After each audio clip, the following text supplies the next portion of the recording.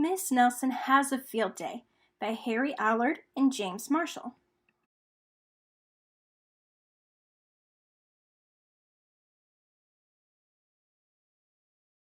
For some weeks now, gloom had blanketed the Horace B. Smedley School. No one laughed or threw spitballs.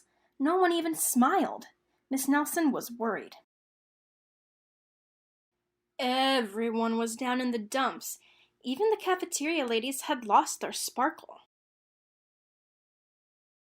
Mr. Blansworth was so depressed he hid under his desk.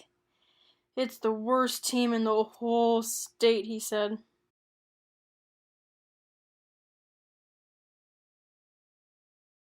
And it was true. The Smedley Tornadoes were just pitiful. They hadn't won a game all year. They hadn't scored even a single point. And lately, they seemed only interested in horsing around and in giving Coach the business. "Why practice?" they said. "We'll only lose anyway." "We're in for it now," said old Pop Hansen, the janitor. "The big Thanksgiving game is coming up, and the werewolves from Central are real animals. They'll make mincemeat out of our team." "What's to be done?" said Miss Nelson. "We need a real expert," said Pop.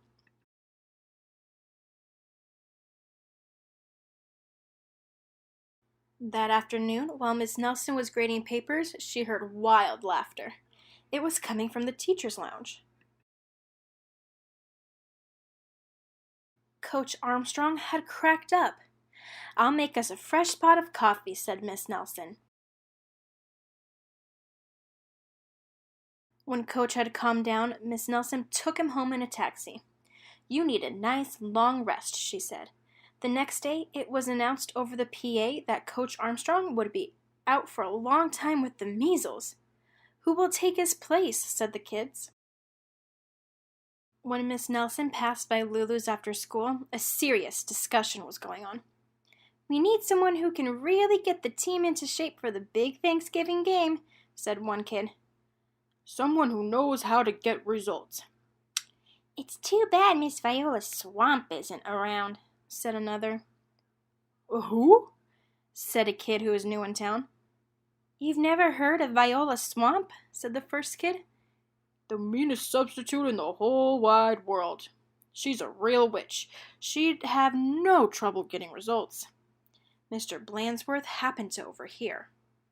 He said. Said Miss Nelson, and she wasted no time getting home. After rummaging around in her closet, she found what she was looking for, an ugly black sweatsuit. Then she made an important phone call. "I'll be right there," said the voice at the other end. The next day, Mr. Blansworth announced that there would be football practice as usual. "Whoever it is," said the guys, "let's really give him the business." The doors to the coach's office flew open, and out stepped a lady in an ugly black dress. "My name is Viola Swamp," said the lady, "and I am here to get results." "It's Blansworth!" cried the guys, and they laughed him off the field. "Oh, rats," said Blansworth. "How could they tell?" Just then, the guys heard the sound of squeaky tennis shoes. "I am Coach Swamp," said the lady in the black sweatsuit. "Holy smoke," cried the team. "The swamp." The team's fullback tried to pussyfoot away. "Not so fast, Mr. Smarty," said Coach Swamp. "Wow," said one of the guys. "Did you see that tackle?" Coach Swamp was a real expert. She put the team to work right away. The guys had never done so many leg raises. "More," said Coach Swamp. They had never run so fast. "Faster!" yelled Coach Swamp. "This is murder," said the guys. "Pipe down," said Coach Swamp. In only a matter of days, the Smedley Tornadoes were looking better. Coach Swamp really gave them the business. Mr. Blansworth was a little puzzled, however. "Who is that Miss Swamp? Maybe Miss Nelson knows. I'll go ask." Miss Nelson was busy grading papers when Blansworth looked in. "I don't want to disturb her," said Blansworth. "She probably doesn't know anyway."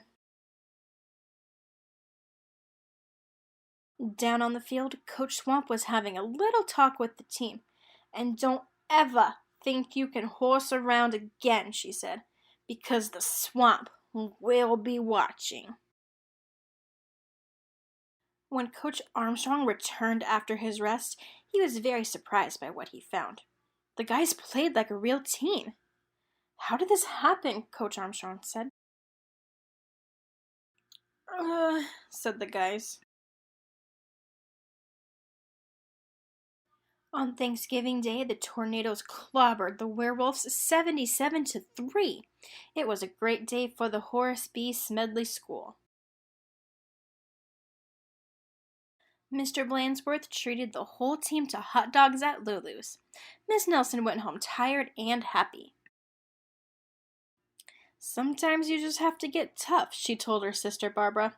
"And by the way, thanks for filling in for me." "Anytime," said Barbara. "Anytime."